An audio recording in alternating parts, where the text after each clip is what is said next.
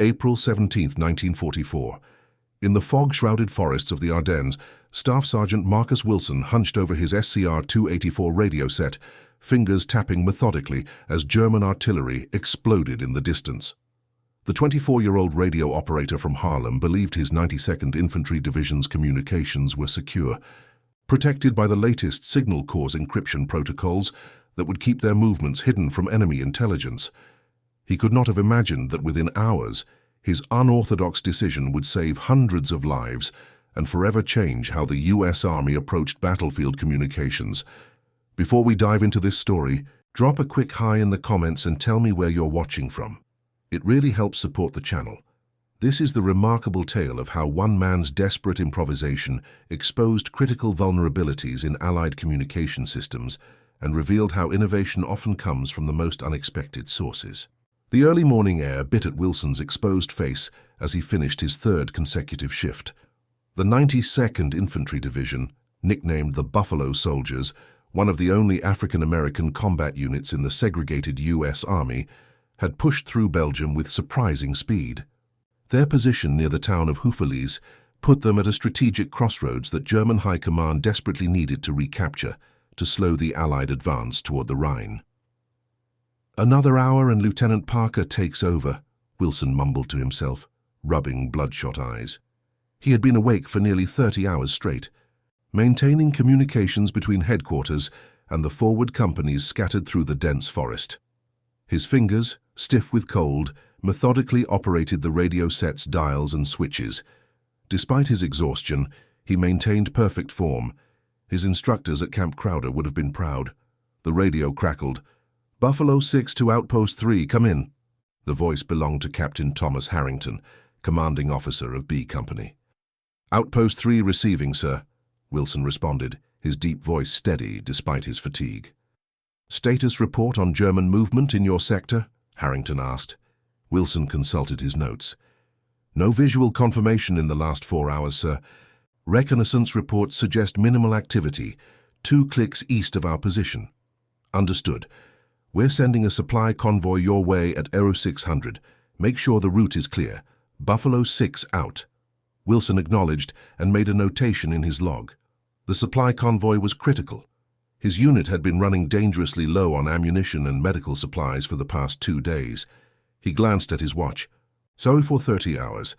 The convoy would be heading their way soon. Behind him, Private James Cooper stirred in his sleeping bag. Cooper, a lanky 19-year-old from Georgia, was Wilson's assistant and the only other radio man assigned to their forward observation post.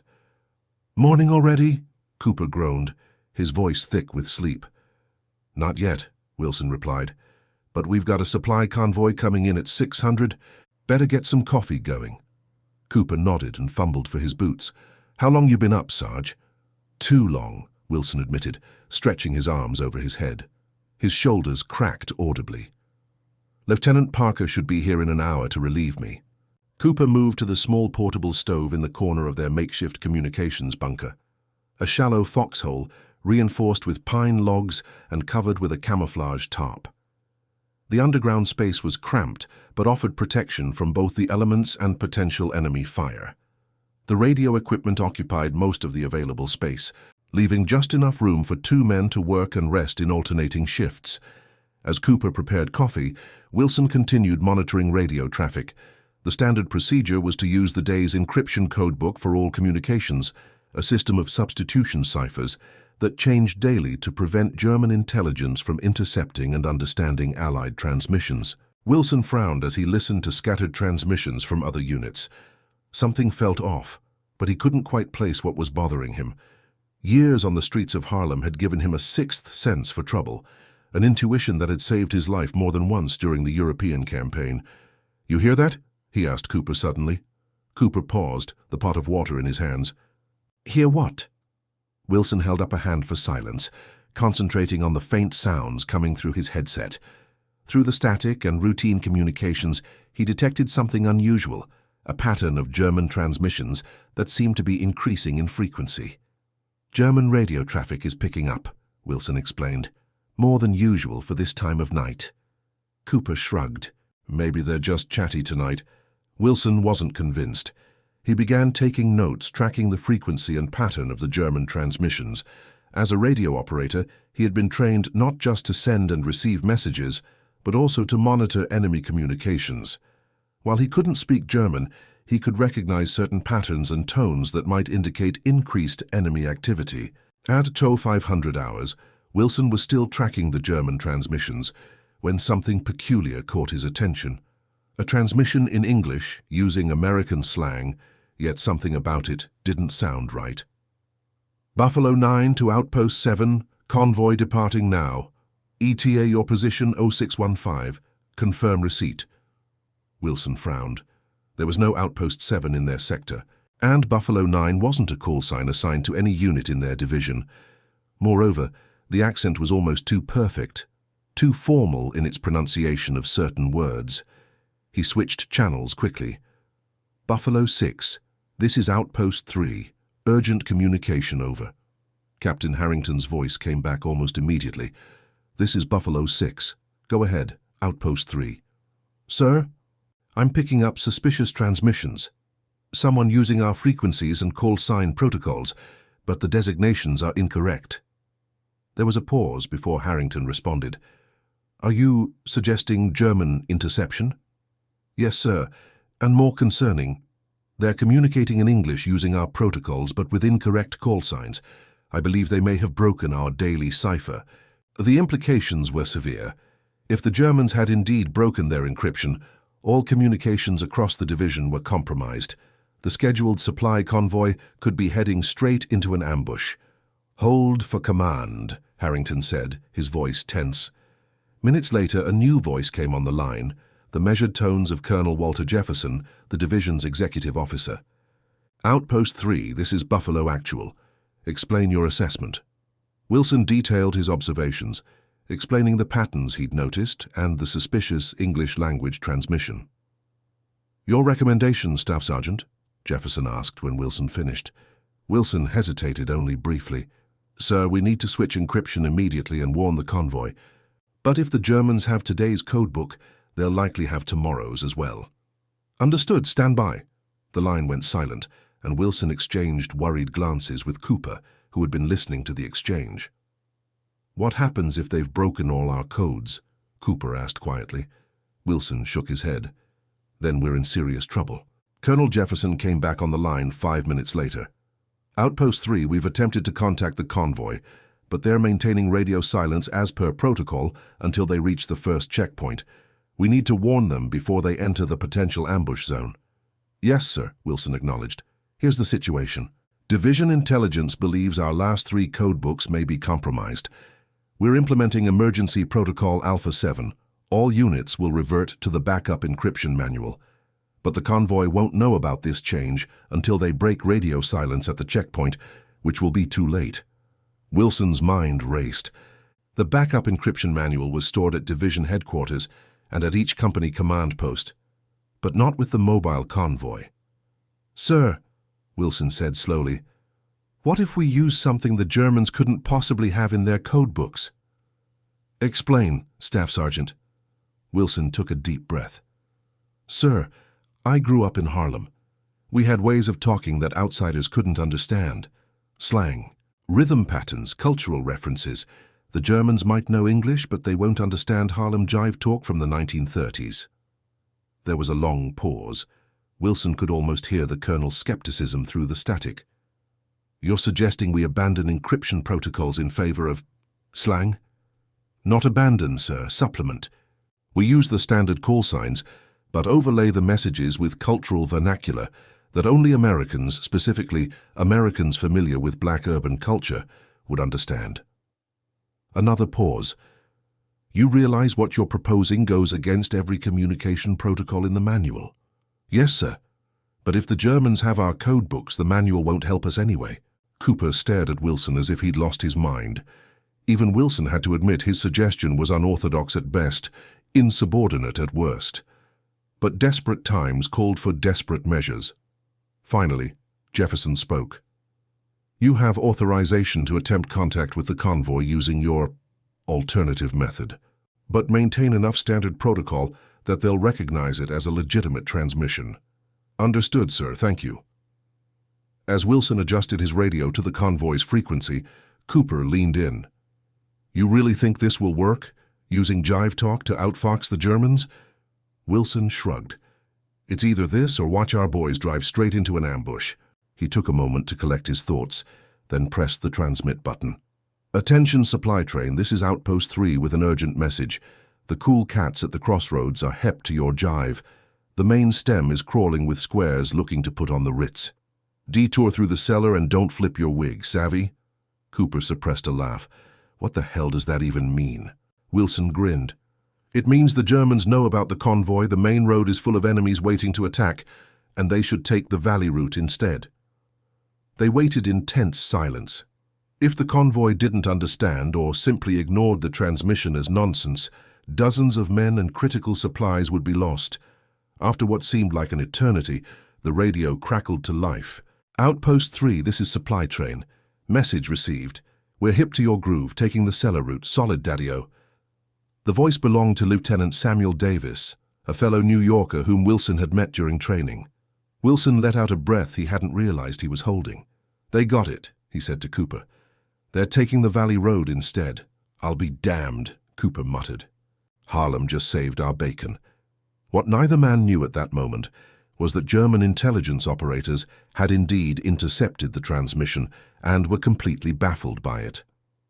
20 kilometers away, in a camouflaged signals intelligence truck, Oberleutnant Klaus Werner replayed the American transmission for the third time, his frustration mounting. "What are they saying?" demanded Major Heinrich Gruber, the operation commander. Werner shook his head. "It's English, sir, but nonsensical. Something about cool cats and squares and flipping wigs. None of it matches any code patterns we've documented." Gruber scowled. "It must be a new encryption we haven't broken yet. Keep working on it." "Sir, I don't think it's a formal encryption at all. It sounds like, well, like slang. Colloquialisms." "Impossible," Gruber snapped. "The Americans wouldn't abandon proper encryption protocols for slang. Keep analyzing." But by the time the German analysts realized what had happened, the supply convoy had already changed course, taking the longer but safer Valley Road and completely avoiding the carefully planned ambush. Back at Outpost 3, Wilson received the confirmation he'd been waiting for at 0730 hours. "Supply train to Outpost 3. Packages delivered without a hitch. The basement route was clear as a whistle. Much obliged for the heads-up, Daddy-O." Colonel Jefferson himself came on the line shortly afterward. "Staff Sergeant Wilson, your unorthodox solution appears to have paid off. The convoy reports no contact with enemy forces. Well done." "Thank you, sir," Wilson responded, relief evident in his voice. "Report to division headquarters at 1400 hours. I want a full debrief on this communication technique of yours." "Yes, sir." As Wilson signed off, Cooper clapped him on the shoulder. "Looks like you might have just invented a new military encryption, Sarge." Wilson shook his head, smiling tiredly. "Not invented, just remembered where I came from." What Wilson could not have anticipated was how his improvised solution would ripple through the Allied communication strategy in the European theater.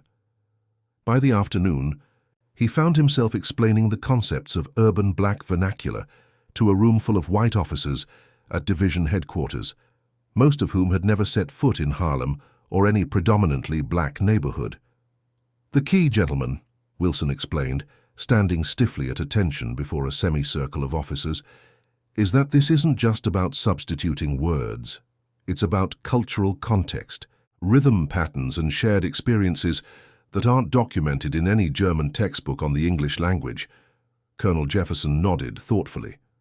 "And you believe we could systematize this approach? Create a supplementary code based on, what did you call it?" "Jive talk, sir, or sometimes we called it the dozens. But systematizing it might defeat the purpose. Its strength lies in its improvisation and cultural specificity." A signals officer raised his hand. "But wouldn't this only work for communications between personnel familiar with this vernacular? Most of our radio men wouldn't understand it either." Wilson acknowledged the point with a nod. "That's true, sir. But we could create a basic glossary of terms and contexts. The important thing is to maintain the fluidity of it, to keep it evolving so the enemy can't simply create a translation dictionary. By the end of the meeting, a new communication protocol had been born, one that would eventually be designated Cultural Context Encryption, or CCE. Wilson was temporarily reassigned to Division Intelligence to help develop training materials and basic guidelines for its implementation. The story might have ended there, a clever improvisation that saved a single convoy, had it not been for what happened 3 weeks later, during the push toward the German border. On May 7, 1944, the 92nd Infantry Division encountered heavy resistance near the Belgian town of Saint-Vith. German forces had established a fortified defensive line that was proving difficult to breach. Multiple attempts to outflank the position had failed, with Allied commanders struggling to coordinate their attacks effectively due to fear of German interception. Colonel Jefferson, remembering Wilson's successful improvisation, decided to implement CCE for the operation. Wilson, along with 5 other black radio men from various units, was tasked with maintaining communications between the scattered companies during the assault. The result was remarkable. Using a mixture of standard protocols overlaid with culturally specific vernacular, the Allied forces coordinated a complex, multi-pronged attack that completely surprised the German defenders. Unable to decipher the critical elements of the transmissions, German intelligence failed to anticipate the direction and timing of the main thrust. By evening, the German line had collapsed, and Allied forces had advanced 7 kilometers. The success caught the attention of higher command, all the way up to General Omar Bradley himself, who requested a full report on the new communication technique. 2 months later, elements of CCE had been incorporated into signal operations across multiple divisions in the European theater. The seemingly crazy idea of a staff sergeant from Haarlem had evolved into a valuable tool in the Allied communication arsenal. For Marcus Wilson, the recognition was bittersweet. While his innovation had earned him a promotion to technical sergeant and a Bronze Star, he remained acutely aware of the irony. The very cultural expressions that had been dismissed and marginalized in civilian life had become vital to the war effort. The language of Haarlem's streets, developed in part as a way for black Americans to communicate in a hostile white society, was now helping to defeat fascism in Europe. On a cold evening in September 1944, as the Allied forces pushed into Germany itself, Wilson sat with a group of fellow black soldiers around a small fire. Among them was Private First Class Benjamin Carter, a recent replacement who had arrived from the 93rd Infantry Division. "I still can't believe they're actually teaching white boys to talk jive now," Carter said, shaking his head in amazement. "My little brother would laugh himself silly if he could see it." Wilson smiled. "It's not quite the same. They're learning the words but missing the soul of it. But it's enough to confuse the Germans, and that's what matters." Sergeant Lionel Washington, a veteran squad leader who had been with the 92nd since North Africa, snorted. "Ain't that always the way? They take our music, our dance, and now our talk, but they still won't let us drink from the same water fountains back home." The circle fell silent, the bitter truth of Washington's words hanging in the air. Despite their service and sacrifice, these men knew they would return to a segregated America, where their status as combat veterans would do little to shield them from discrimination and second-class citizenship. Wilson stared into the flames. "Things will change," he said quietly. "Maybe not right away, but they will. This war is changing things, whether folks back home are ready for it or not." What none of them could have known was that Wilson's innovation was already having effects beyond the battlefield. The success of CCE had prompted some military leaders to reconsider their assumptions about the contributions of black service members. The demonstrated value of cultural diversity in military operations would eventually become one of many factors influencing President Truman's decision to desegregate the armed forces in 1948. But on that night in 1944, such changes still lay in the future. For Wilson and his fellow soldiers, there was only the immediate reality of the war, and the knowledge that their unique contributions were making a difference, even if those contributions stemmed from the very cultural differences that had been used to marginalize them. As the war in Europe progressed, the Germans eventually caught on to the basic concept of CCE, but they found it nearly impossible to systematically decode. The fluid nature of urban vernacular, combined with the cultural context required to understand it, created a barrier that even the most sophisticated German intelligence operations struggled to overcome. By early 1945, the Allied forces were deep inside Germany, and Wilson had been promoted again to Master Sergeant. He now headed a specialized communication unit that focused on implementing and evolving CCE techniques across multiple divisions. His team consisted of radio men from diverse backgrounds, not just African Americans from urban centers, but also Native Americans, Italian Americans from New York, and even a few Cajuns from Louisiana. Each brought their own cultural vernacular to the mix, creating layers of colloquial encryption that proved remarkably effective. On February 12, 1945, Wilson's unit was attached to the 1st Infantry Division during operations near the German town of Hürtgen. The dense Hürtgen forest had been the site of brutal fighting for months, with neither side able to gain a decisive advantage in the challenging terrain. Intelligence reports suggested a major German counterattack was imminent, but details were scarce. The Allied command needed accurate information about German troop movements, but conventional reconnaissance had proven difficult in the thick forest and winter conditions. Colonel Richard Williams, the 1st Division's intelligence officer, approached Wilson with an unorthodox proposal. "Master Sergeant, I understand your team has developed some unique capabilities beyond just secure communications," Williams said during a briefing in a commandeered German farmhouse. Wilson raised an eyebrow. "Sir, I've read reports about how you've used cultural vernacular to not just encrypt our communications, but to actively confuse German intelligence. Is that accurate?" Wilson nodded cautiously. "Yes, sir. We've had some success with creating deliberate misunderstandings." Williams leaned forward. "I need you to do more than confuse them, Sergeant. I need you to feed them false information, but in a way that they think they've successfully decoded." The plan that emerged was audacious.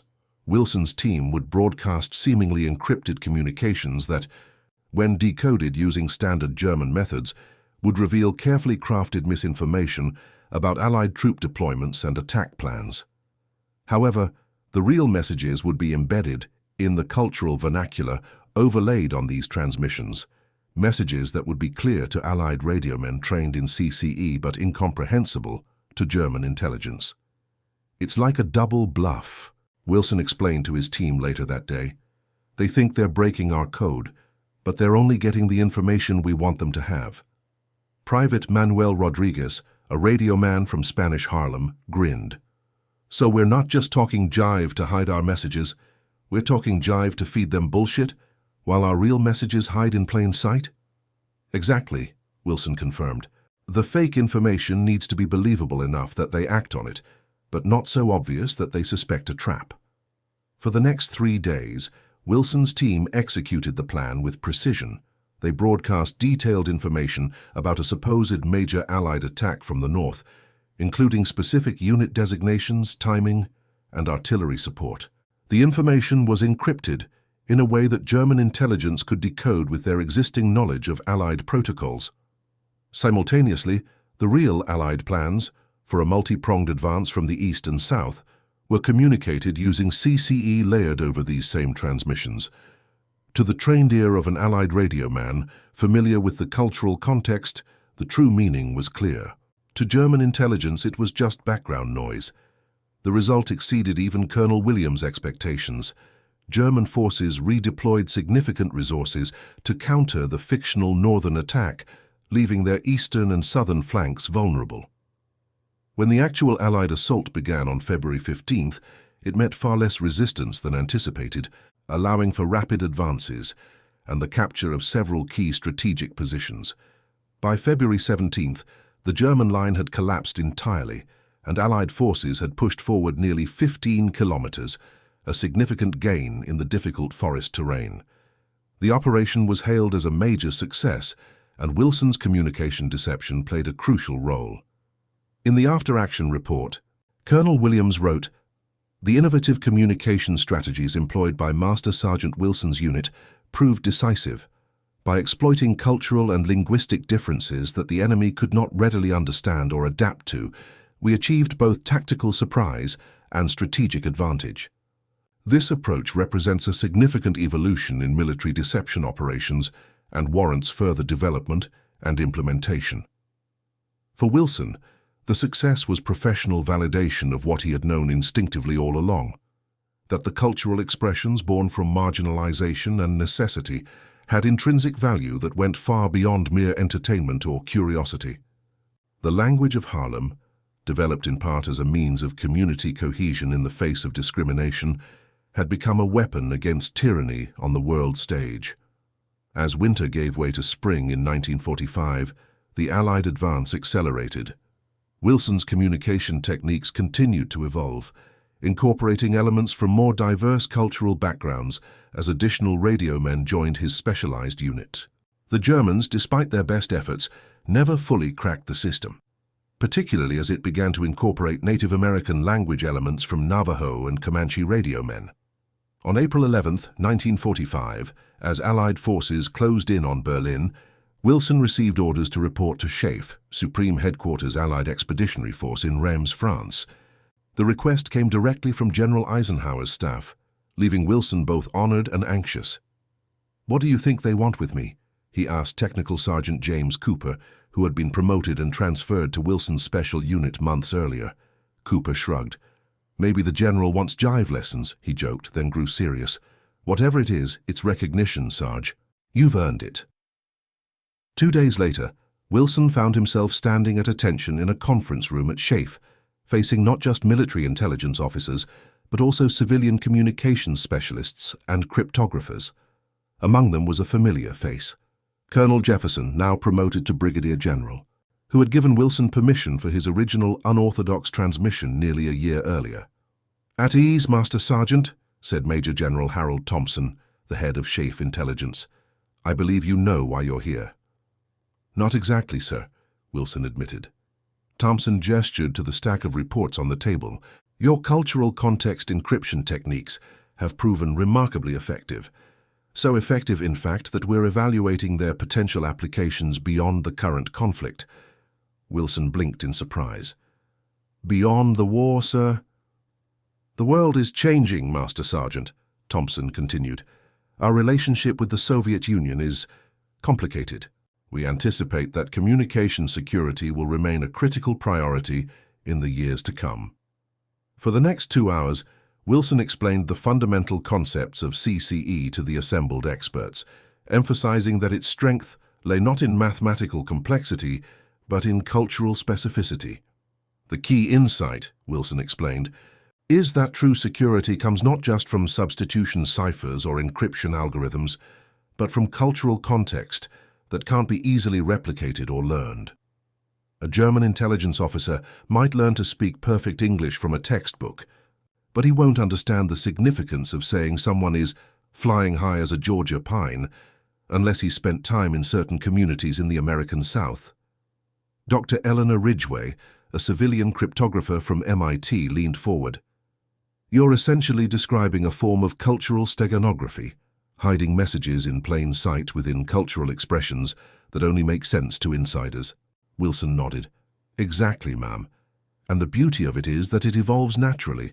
Urban slang in Harlem today won't be the same 5 years from now. It's a moving target for any intelligence service trying to crack it." General Jefferson spoke up. "The challenge, of course, is systematizing this approach enough to make it widely applicable without losing the very cultural specificity that makes it effective." "With respect, sir," Wilson replied, "I believe that's the wrong approach. Instead of trying to systematize the vernacular itself, we should systematize the process of identifying and utilizing cultural vernacular from diverse communities." The room fell silent as the implications sank in. Wilson was essentially proposing that effective military communication security would require ongoing engagement with and validation of diverse cultural expressions, a radical departure from the military's traditional approach to both encryption and race relations. After a moment, Thompson nodded slowly. "An intriguing perspective. Master Sergeant, we'll take it under advisement." As the meeting concluded, General Jefferson pulled Wilson aside. "You've come a long way from that improvised transmission at Houffalize," he said, a hint of pride in his voice. Wilson stood a little straighter.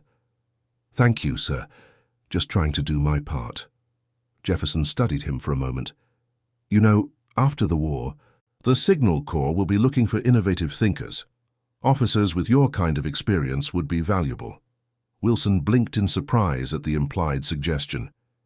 The idea of a black man receiving an officer's commission was still relatively rare, despite the contributions of black soldiers throughout the war. I appreciate that, sir, Wilson replied carefully. I'll certainly consider it when the time comes. As Wilson left Scaife that day, he couldn't help but reflect on the strange journey that had brought him here. From the streets of Haarlem to the forests of Belgium, from an improvised solution born of desperation to a communication strategy being discussed at the highest levels of Allied command, it was a path he could never have imagined when he enlisted after Pearl Harbor. The war in Europe was clearly approaching its end. Hitler's Third Reich was collapsing under the combined pressure of the Allied advances from the West and the Soviet push from the East. Soon Wilson knew he and his fellow soldiers would be returning home to an America that remained deeply segregated and unequal. Yet something had changed, not just in the military's approach to communication security, but in the subtle acknowledgement that the cultural expressions of marginalized communities had inherent value. It was a small shift, but Wilson sensed it might be the beginning of something more significant. What Wilson could not have known as he returned to his unit was that his innovations were already being incorporated into post-war planning for military communications. The concept of cultural context encryption would evolve into more sophisticated applications during the early Cold War, particularly in operations where American agents needed to communicate in ways that Soviet intelligence couldn't easily decipher, despite their technical proficiency in English. By May 8, 1945, V-Day, Wilson had been awarded the Silver Star for his contributions to communication security and intelligence operations.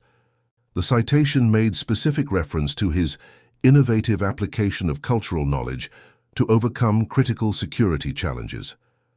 As Allied forces celebrated victory in Europe, Wilson found himself in a reflective mood. Sitting on a hillside overlooking a small German town, he penned a letter to his younger brother back in Haarlem. Dear Theo, by the time you get this, the news of victory will be old. The papers will be full of celebrations and parades, and rightly so. But there are stories behind this victory that may never make the headlines. Stories about how this war changed not just the world, but how we see ourselves and each other. Remember how Mama used to scold us for using slang? How she'd say we needed to talk proper to get ahead in the white man's world? Well, it turns out that our way of talking, the rhythm and flow we developed on Lenox Avenue, helped save lives over here. The Germans could intercept our radio transmissions, but they couldn't make heads or tails of Haarlem Jive Talk. Our cultural expressions became a weapon against fascism. I won't pretend this means everything will change when we come home. I know better than that. But something has shifted, Theo. The army had to recognize that our culture, black culture, has value. They had to acknowledge that the very things they dismissed as improper or unprofessional could serve a greater purpose. After the war, there will be chances for men like us that didn't exist before. Not enough and not right away, but they'll be there. Keep your eyes open for them, little brother. The world is changing, and we need to be ready to change with it, without losing who we are or where we came from. That's the real lesson I've learned over here, that being true to ourselves, our whole selves, including the parts of our culture that others might not understand or appreciate, isn't just about personal pride. Sometimes it can change history. I'll be home soon. Your brother, Marcus. Wilson sealed the letter, knowing it contained none of the classified details of his work, but confident it conveyed the more important truth he had discovered through his experiences. That authentic cultural expression had power that extended far beyond what either the segregated military or society at large had been willing to acknowledge. As the war in Europe ended and attention shifted to the Pacific, Wilson's specialized communication unit was temporarily disbanded. Many of its members, including Wilson himself, were reassigned to training roles, teaching the fundamentals of CCE to Signal Corps units, preparing for the anticipated invasion of Japan. It was during this period, while stationed at a signal training facility in England, that Wilson encountered Captain Richard Gordon, a white officer from the Office of Strategic Services, OSS. the predecessor to the CIA. Gordon had heard about Wilson's work and was interested in its potential applications for intelligence operations. "The problem we face in espionage," Gordon explained during their first meeting, "is similar to what you encountered in battlefield communications. Our agents need to transmit information securely, often right under the enemy's nose." Wilson nodded. "And traditional codes can be broken if the enemy invests enough resources." "Exactly. But what you've demonstrated with CCE is that cultural context creates a form of security that can't easily be penetrated, even when the transmission itself is intercepted." For the next several weeks, Wilson worked with Gordon to adapt CCE principles for intelligence applications. The challenge was significant. Unlike military communications, which occurred between established units with clear protocols, intelligence communications often happened between isolated agents operating in hostile territory. Their solution was elegant in its simplicity. Rather than trying to teach agents complex cultural vernacular, they developed a system where seemingly ordinary conversations or letters could contain hidden meanings based on cultural references specific to the agent's background. "It's like a personalized code," Wilson explained. "Each agent draws on their own cultural experiences to create contextual meanings that would be obvious to their handler, who knows their background, but meaningless to anyone else, even if they speak the language fluently." Gordon was impressed. "So a Russian agent who learned perfect English still wouldn't catch the hidden meaning when our agent mentions that something is hotter than a Times Square ticket scalper in August." "Exactly," Wilson confirmed. "Unless they've actually experienced that specific cultural context, they'd have no frame of reference for understanding the implied meaning." By July 1945, Wilson and Gordon had developed a preliminary training framework for incorporating CCE principles into intelligence operations. Their work was promising enough that Wilson received orders to return to the United States for a special assignment at Camp Crowder, Missouri, the very Signal Corps training facility where he had learned his radio skills years earlier. The irony wasn't lost on Wilson. He would be returning as an instructor to the same base where, as a trainee, he had been told to speak proper English and abandon his cultural vernacular. Now he would be teaching others the value of that very vernacular for national security. Before Wilson could depart for this new assignment, however, world events intervened. On August 6th and 9th, 1945, atomic bombs were dropped on Hiroshima and Nagasaki.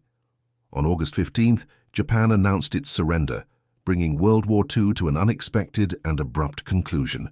The sudden end of the war changed everything. The urgent need for innovative communication security in combat operations evaporated overnight, replaced by the more complex challenges of occupation, reconstruction, and the emerging tensions with the Soviet Union. Wilson's orders to Camp Crowder were temporarily suspended as the military began the massive process of demobilization. Millions of servicemen would be returning to civilian life, and the armed forces were shrinking rapidly. For a moment it seemed that Wilson's innovations might be lost in the post-war drawdown, interesting footnotes in military history, rather than the beginning of a new approach to communication security. That changed on September 18, 1945, when Wilson received new orders, not to Camp Crowder but to Washington, D.C. The orders were vague about his specific assignment, mentioning only consultation on signal security protocols at the War Department. When Wilson arrived in Washington a week later, he discovered that his work had caught the attention of senior military leaders concerned about the new geopolitical reality emerging from the war. The Soviet Union, once an ally, was increasingly viewed as a potential adversary, and communication security would be essential in what many already recognized as an emerging Cold War. At the Pentagon, Wilson was introduced to Colonel William Friedman, one of the foremost cryptologists in American history, and a key figure in breaking the Japanese diplomatic Purple Code before the war. Friedman had reviewed Wilson's CCE work and was intrigued by its potential applications. "Your approach challenges some fundamental assumptions about encryption," Friedman told Wilson during their first meeting. "Traditionally, we've focused on mathematical complexity, making codes that are computationally difficult to break. But you've demonstrated that cultural complexity can be equally effective, and in some ways more resistant to analytical attack. Wilson nodded. Mathematics is universal, sir. Anyone with enough time and resources can eventually solve a mathematical puzzle, but cultural context is inherently limited. You either have the lived experience to understand it, or you don't. Friedman leaned forward. That's precisely why I wanted to meet you, Sergeant Wilson. I believe your insights could be valuable as we develop our post-war security protocols. Over the following months, Wilson worked with Friedman and a small team of cryptologists to formalize the principles of CCE for peacetime applications. The focus shifted from battlefield communications to diplomatic security, intelligence operations, and protecting sensitive government communications from Soviet interception. What emerged was not just a set of specific codes or protocols, but a new philosophical approach to communication security, one that recognized the value of cultural diversity as a security asset rather than a challenge to be overcome. In a classified report titled Cultural Context as a Security Multiplier, completed in December 1945, Friedman and Wilson wrote, "The traditional approach to communication security has prioritized uniformity and standardization, creating systems where all participants follow identical protocols. This approach, while administratively efficient, creates a fundamental vulnerability. Once the system is compromised, all communications are compromised." The cultural context encryption model inverts this paradigm. By incorporating diverse cultural vernaculars and references, each specific to particular communicators or communication channels, we create a security ecosystem where no single compromise endangers the entire network. An adversary might decrypt one channel, but remain baffled by others, even when using identical apparent encryption methods. Moreover, this approach creates a security advantage that increases with the diversity of cultural expressions incorporated. The very diversity of American society, often viewed as a challenge to military standardization, becomes a strategic asset that adversaries with more homogeneous populations cannot easily match. The report concluded with a recommendation that would have been unthinkable before the war: that the military and intelligence communities actively recruit from diverse cultural backgrounds, specifically for their communication security potential. For Wilson, this represented a profound vindication, not just of his technical innovation, but of his cultural identity. The very aspects of his background that had been dismissed or marginalized were now being recognized as valuable to national security. As 1945 drew to a close, Wilson faced a decision about his future. His enlistment period would end in February 1946, and he needed to decide whether to return to civilian life or continue his military career. The choice was complicated by competing factors. On one hand, the post-war military offered unprecedented opportunities for Wilson to continue his work and potentially advance further. General Jefferson's hint about an officer's commission remained in his mind. On the other hand, Wilson had seen enough of the world to know that significant changes were coming to American society, and he wondered if he might make a greater difference in civilian life. On December 31, 1945, as people around the world celebrated the first New Year's Eve of the post-war era, Wilson sat in his temporary quarters in Washington, writing in his journal. "Standing at the threshold of 1946, I find myself thinking about bridges, not just between years or between war and peace, but between worlds that have too long remained separate.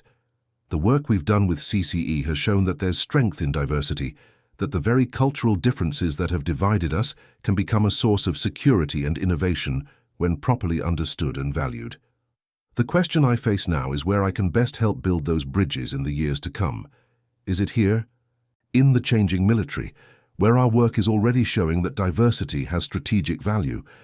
Or is it back in civilian life, where the lessons we've learned might help transform how our society views its diverse communities? Either way, I know this much. What started as a desperate improvisation in a Belgian forest has revealed a truth that extends far beyond military communications. Our different ways of speaking, thinking, and experiencing the world aren't just cultural curiosities. They're essential perspectives that, when combined, create a whole greater than its parts. That's the real legacy of our crazy code move.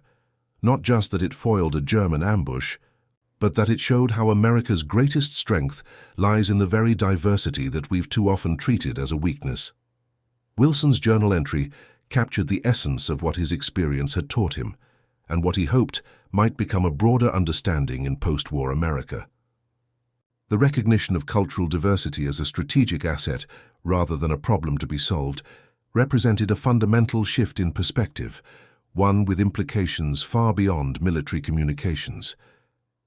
In February 1946, after much consideration, Wilson accepted an offer to remain in the service with a commission as a second lieutenant, one of the relatively few black officers in the still segregated military.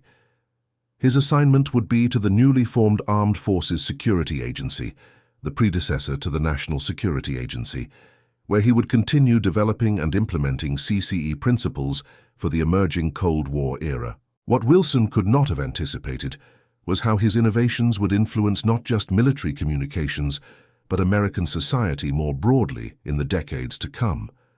The recognition that diverse cultural perspectives offered unique advantages would eventually become a cornerstone argument for integration, first in the armed forces under President Truman in 1948, and later in civilian institutions during the Civil Rights Movement. The crazy code move that had saved a supply convoy in 1944 had ripple effects far beyond its immediate tactical success.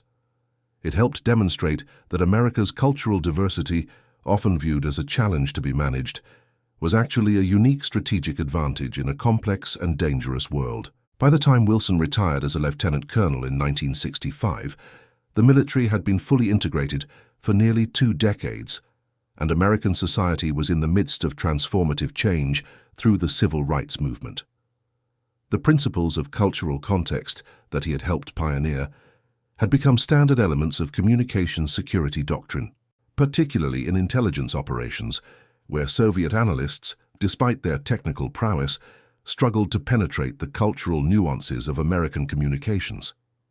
In his retirement speech at the Pentagon, Wilson reflected on the journey that had begun with that improvised transmission in the Ardennes.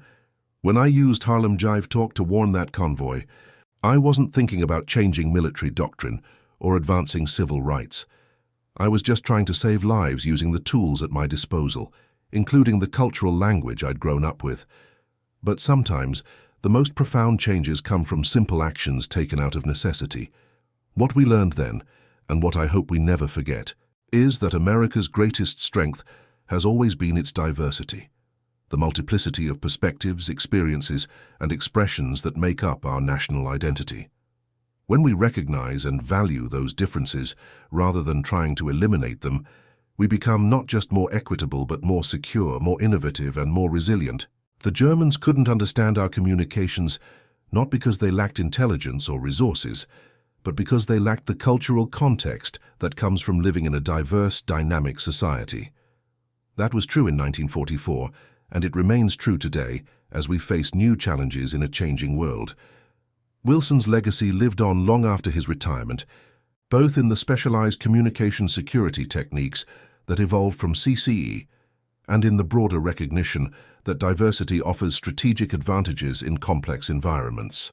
His story became a case study taught at military academies and intelligence training facilities, an example of how innovation often comes from unexpected sources and how cultural knowledge can be as valuable as technical expertise in critical situations. In 1990, decades after his wartime service, Wilson was invited back to the Pentagon for a special ceremony marking the 45th anniversary of the end of World War II. Now in his 70s, with silver hair and walking with a slight limp from an old combat injury, he was surprised to find himself being honored alongside more well-known war heroes and commanders. During the ceremony, the Secretary of Defense presented Wilson with a special citation recognizing his pioneering contributions to communication security through the innovative application of cultural knowledge. The citation specifically mentioned how Wilson's work had demonstrated the strategic value of cultural diversity decades before such concepts became widely recognized. After the formal ceremony, a young black captain approached Wilson with obvious admiration. "Sir," "They teach us about your work at the signal school now," the captain said. "Your CCE principles are still relevant, even with all our modern encryption technology." Wilson smiled, touched by the recognition but also aware of how much had changed and how much hadn't in the decades since his innovation. "The technology changes," he told the young officer, "but the fundamental truth remains the same. Our diversity is our strength, not our weakness. Never let anyone tell you otherwise." As he left the Pentagon that day, Wilson reflected on the long arc of his career and the unexpected impact of that desperate improvisation in a Belgian forest.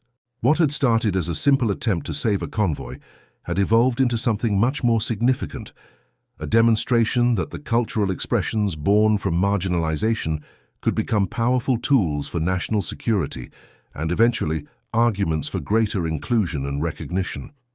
The crazy code move that had seemed so unorthodox in 1944 had helped reveal a deeper truth. That true security comes not from uniformity, but from diversity. Not from standardization, but from the rich tapestry of cultural expressions that make up the American experience. In that revelation lay not just a military lesson, but a broader social one, a lesson that continues to resonate in our understanding of how diverse perspectives strengthen us in the face of complex challenges. In 2002, 3 years after Wilson's death at the age of 82, the National Cryptologic Museum at Fort Meade, Maryland, opened a permanent exhibit titled Cultural Context Encryption: The Wilson Legacy. The exhibit traced the evolution of CCE from its improvised beginnings in World War II to its sophisticated applications during the Cold War and beyond. The centerpiece of the exhibit was a recreation of the original SCR-284 radio set that Wilson had used for his first jive-encoded transmission, alongside a continuous audio loop playing examples of the cultural vernacular that had baffled German intelligence. Interactive displays allowed visitors to experience firsthand how cultural context could create security layers that went beyond traditional encryption. But perhaps the most powerful element of the exhibit was the simple bronze plaque at its entrance, which bore a quote from Wilson's final interview, given just months before his death. "The greatest encryption isn't found in complex algorithms or sophisticated technology, but in the rich diversity of human expression. The strength of a nation, like the security of its communications, lies not in uniformity, but in the tapestry of different voices, perspectives, and experiences that make up its cultural fabric. When we embrace that diversity rather than fear it, we become not just more secure, but more fully ourselves." Today, as military and intelligence agencies around the world grapple with the security challenges of a digital age, the lessons of Wilson's innovation remain relevant.